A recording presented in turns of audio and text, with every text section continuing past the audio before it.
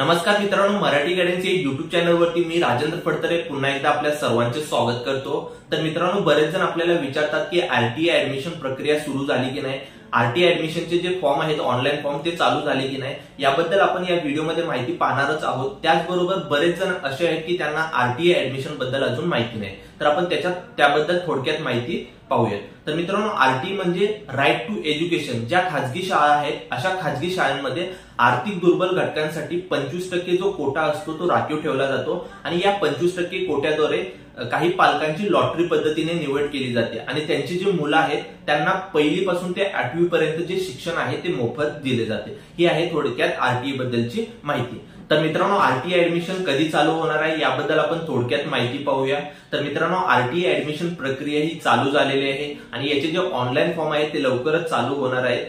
Online form चालू झाल्यानंतर आपल्या चॅनलवरती पहिला व्हिडिओ तुम्हाला पाहायला मिळेल। त्यासाठी तुम्हाला एक काम करायचं आहे, चॅनलला सबस्क्राईब करून ठेवायचे आहे। सबस्क्राईब केल्यानंतर बेल आयकॉनवरती क्लिक करा, जेणेकरून व्हिडिओ अपलोड केल्यानंतर तुमच्यापर्यंत नक्की पोहोचेल तो।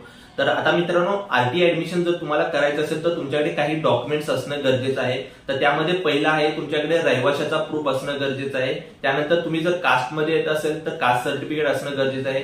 तिसरं म्हणजे बर्थ सर्टिफिकेट देखील तुमच्याकडे असणं गरजेचं आहे। तुमचा इन्कम सर्टिफिकेट तुमच्याकडे असणं गरजेचं आहे। अशी काही महत्वाची डॉक्युमेंट्स आहेत, ती कागदपत्रे तुमच्याकडे असणं गरजेचं आहे जर तुम्हाला ऍडमिशन घ्यायचं असेल तर।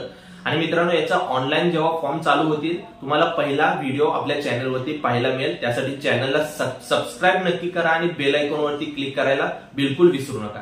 आणि मित्रांनो, अशाच एका नवीन व्हिडिओमध्ये आपण नंतर भेटूयात। व्हिडिओ आवडला व्हिडिओला नक्की लाईक करा आणि काही तुम्हाला क्वेश्चन असेल, प्रश्न असेल तर नक्की कमेंट करून मला कळवा।